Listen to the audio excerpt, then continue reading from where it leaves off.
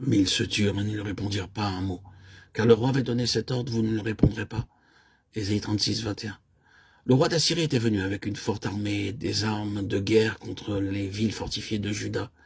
Il était venu avec une grande armée et avait pris beaucoup de villes fortifiées.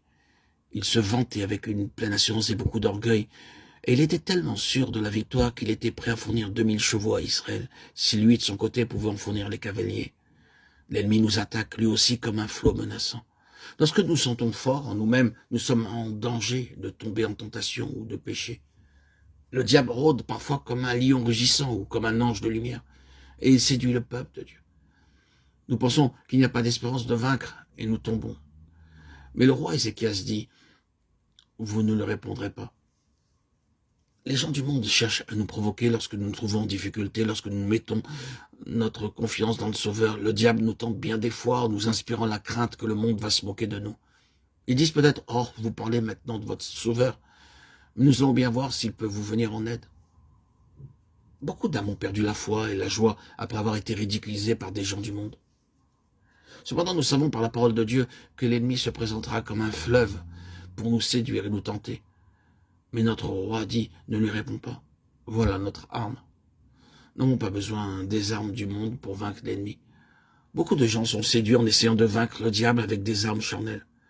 Car les armes avec lesquelles nous combattons ne sont pas charnelles, mais elles sont puissantes par la vertu de Dieu pour renverser des forteresses. 2 Corinthiens 10, 4.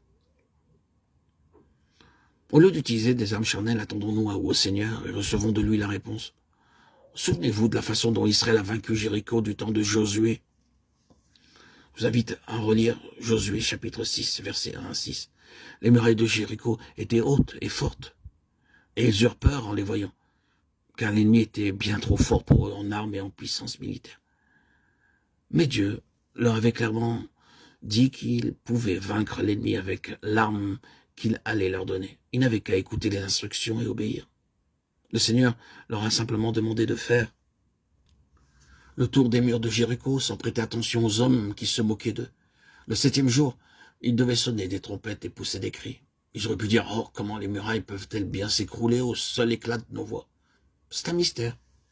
Mais en obéissant au Seigneur, les murs s'écroulèrent. Lors de tremblements de terre, les pierres tombent tantôt à droite, tantôt à gauche.